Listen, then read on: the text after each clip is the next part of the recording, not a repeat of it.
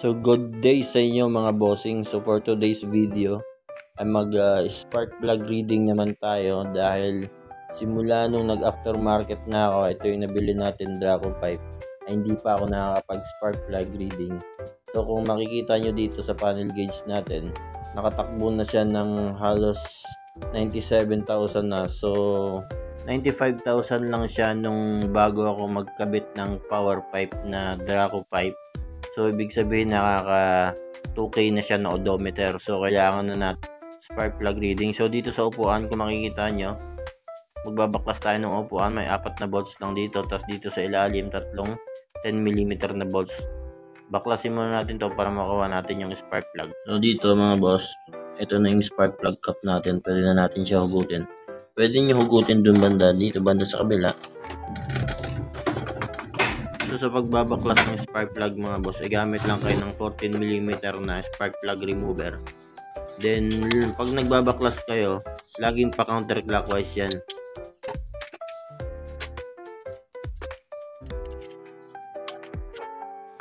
So dito kung mapapansin nyo, nasa tamang optimal reading lang naman siguro tayo.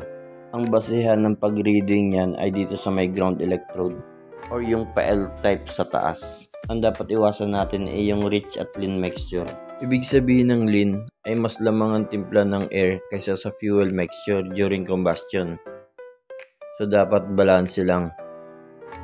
Kasi pag rich naman, mas lamang naman ang timpla ng fuel kaysa sa air mixture during combustion.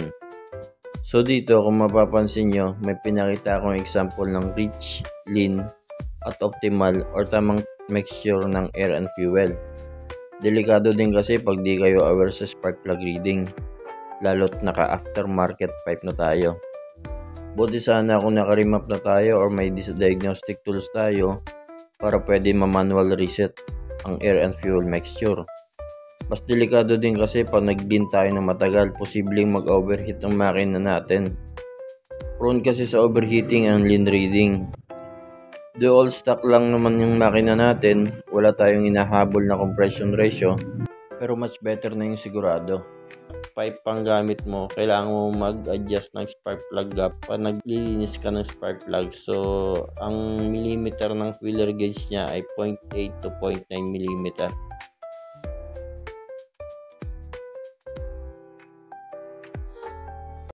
mm. So medyo malayo na.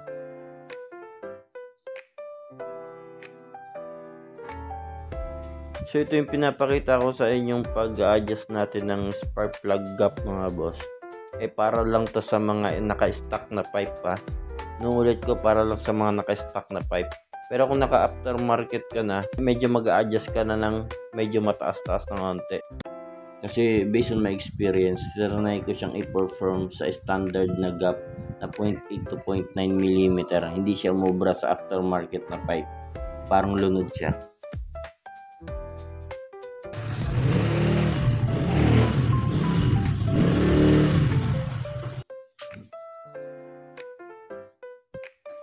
You have the option mga boss, depende sa inyo kung anong gagamitin yung diskarte sa paglilinis nito. Pwedeng brush, pwedeng gasolina, di kaya WD-40 o di kaya liha.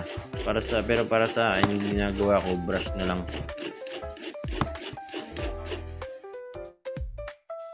Isa din sa kino-consider pag nagpapalit ka o pag nag-check ka ng spark plug ay yung dito sa may kabitan ng spark plug cap. Kasi kung makita nyo dito, ito medyo okay pa naman siya. Hindi pa siya ganun ka-corroded. Kasi yung kinakapitan ng spark plug cap, kung minsan nai-stack, napapasukan ng tubig kaya nagkakalawang na.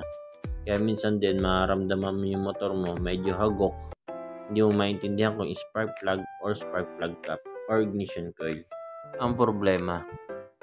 So ayan, kung makikita nyo, ayan lang.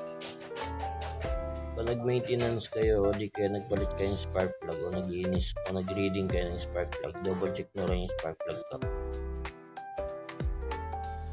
Dito. Ayan, di pa siya corroded pero pwede nyo bugahan ng WD-40 yan.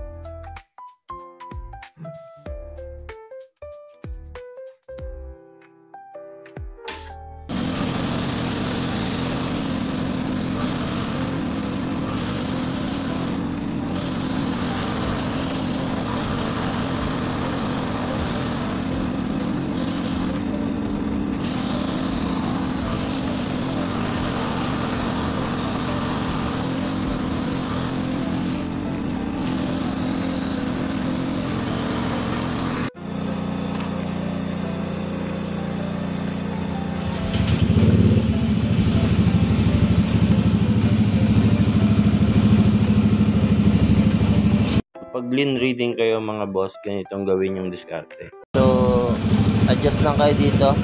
Kasi ito para sa intake manifold to na air.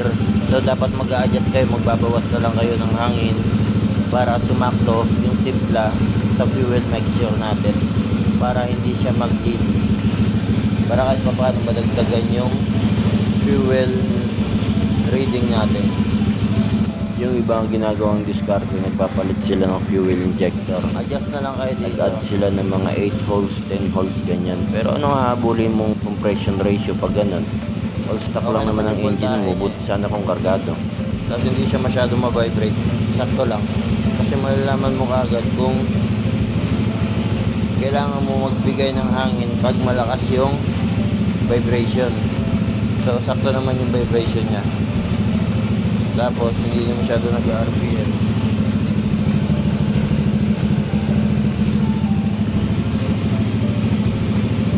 Normal lang yan. Ay, si zero naman eh.